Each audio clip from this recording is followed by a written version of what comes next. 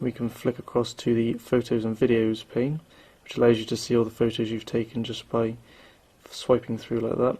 You can also open the camera, the video camera, from the side here, these little icons.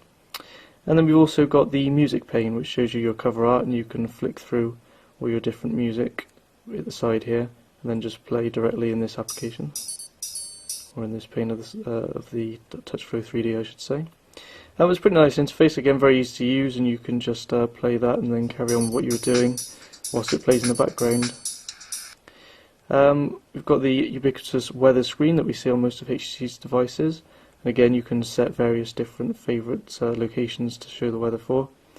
As you can see, it doesn't really come together, there's not much animation on this particular version, not like there was on previous versions where you would get it all sort of move as you clicked on a new location, but nevertheless it's just as functional. You've got the 5-day weather forecast and the temperatures, and quite a nice looking icon at the top there to show you what the weather's like today.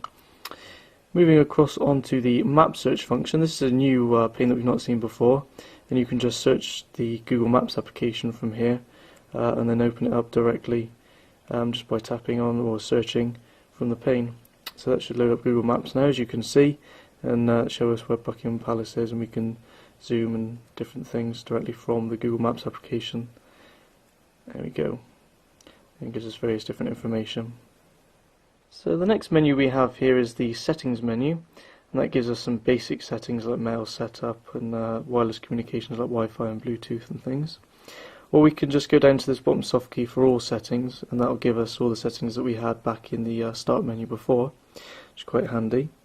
And then the last pane on the TouchFlow 3D interface is the Programs pane, which allows you to set various different user customizable shortcuts to all your favourite applications. So we've got things like YouTube and Facebook in there, Twitter application and MSN Messenger, which I've just set personally. There's also a free 14-day trial of Copilot Live 7 as well, or you can buy the full version obviously for voice guided navigation. We've even got Windows Marketplace here with a logo suspiciously like that of the Nokia Ovi store. But as you can see when you click on it, it just gives you a coming soon page, so it's not quite available yet, unfortunately. Okay, so I'm just going to bring up the Task Manager at the top here, and we can have a look at the Facebook integration. We've got Facebook already open, so we can just tap on it up there.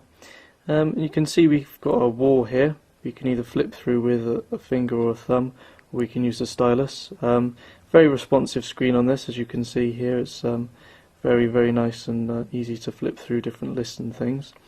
And we can have a look at our news feeds and status updates. We can look at our own profile. We can even load up our photo albums, which is pretty nice as well. We've also got your friends' information there, and you can view their profiles just by clicking on them and viewing the profile from this menu. Or we've got messages and different phone numbers as well for our contacts. So altogether it's a pretty nice experience, and it shows off how nice and touch friendly the screen is, being able to swipe through so easily. You can also update your status from this little button down the bottom here, shortcut key. Or just open up the menu and add a video or a photo or something as well, and you can just upload that directly to Facebook, actually capture one and upload it straight away. Also up in our Task Manager, you'll notice we had Word Mobile open, full Microsoft Office on here with Excel and PowerPoint as well. Just open that up quickly for you. Test document, you can see it opens up not too bad, it's not too slow.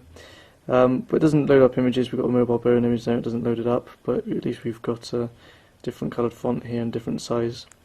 And you can quite easily write, obviously, a Word document in there with the keyboard. There are, however, still some areas of the user interface that look a bit Spartan. For example, if we just pop into the calendar here, you can see it's the same calendar that we had back in Windows Mobile 6.1. It's still sort of a very bland, white-looking layout. So there are still areas of the user interface that aren't as pretty as the main menu has been made now. You can see we've got various different things in here preloaded on the phone. We've got Active Sync, we've got Adobe Reader, Facebook integration that we mentioned a moment ago, an FM radio, Opera web browser, RSS feed, all various different things that you can use, YouTube as well, we noticed down there. So it's a pretty decent list of different applications that you can choose from. We've just got a couple of games there. I think you can download more from the Windows Marketplace once it's up and running. So altogether it's not too bad, but there are a few things that are still looking a bit bland in the user interface. So So that was a quick look at the HTC Touch 2, which is running Windows Mobile 6.5. This will be available soon. If you'd like to read the full review, please check out our website, mobileburn.com. This is Russ Jeffries. Thanks for watching.